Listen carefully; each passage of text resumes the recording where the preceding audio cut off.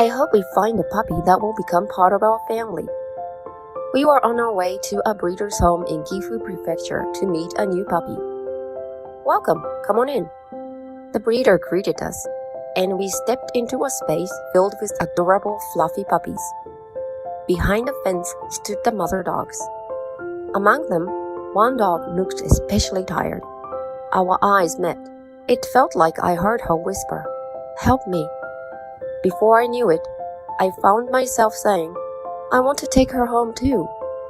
Both the breeder and my husband stared at me in surprise. Of course they did. We had come to pick a puppy after all. My husband was firmly against it.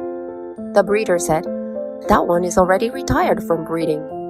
But in my heart, I had already made up my mind. We brought her home and named her Margaret. Margaret was pure-hearted. The more love we gave her, the more love she gave back. She learned where to go to the bathroom, remembered her walking and mealtime routines, and even helped take care of the puppy. Even my husband, who had been so against it at first, was soon completely smitten with her. Watching her grow healthier and happier each day filled our home with joy. And then, she gave us the greatest gift of all, a new life.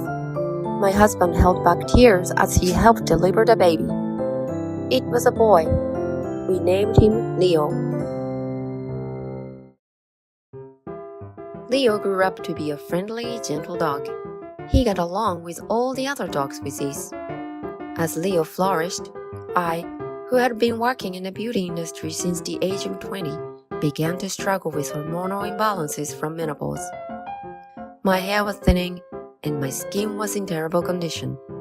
By chance, I was presented with the opportunity to start a company focused on scalp and skin health. Launching and running a company was no easy task. I poured sweat, tears, and laughter into the journey. All the while, Leo was there beside me, constantly showering me with love.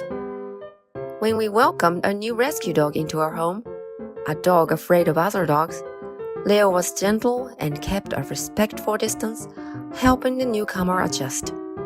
Before I realized it, Leo was already 16 years old. He had grown into a sweet old grandpa. He began to suffer from diaper rash. His few remaining teeth made it hard to eat, and food would often spill around his mouth. He no longer had the strength for regular bath. Wiping him down with a wet towel wasn't enough to remove the smell. Wet wipes for his mouth area took too long to dry, which made me worry even more about bacterial growth. I considered using dry shampoo, but most products contained alcohol that stung his skin, or preservatives that worried me since he often licked around his mouth. I searched everywhere for a product without those ingredients, but no matter how hard I looked, I couldn't find one. One day, while venting my frustration at the factory that produced my human shampoo, a staff member said, "If it matters that much to you, why not make it yourself?" It hit me like a bolt of lightning. Of course! I already make shampoo for humans. Why not for dogs? Wait for me, Leo. I'll make a dry shampoo you can use with peace of mind. Once I made up my mind, I launched into research mode. I traveled across the country to pet expos and cosmetic trade shows. I met directly with manufacturers of alcohol-free, additive-free natural products, both for humans and pets. I had a clear vision of what the ideal dry shampoo should be. First, it must do its basic job, remove dirt and odor effectively. Second, it must protect the skin's natural barrier function. That means it must hydrate the skin as well. And finally, it must be made from ingredients so safe you wouldn't mind your pet licking them. It couldn't just be convenient for pet owners.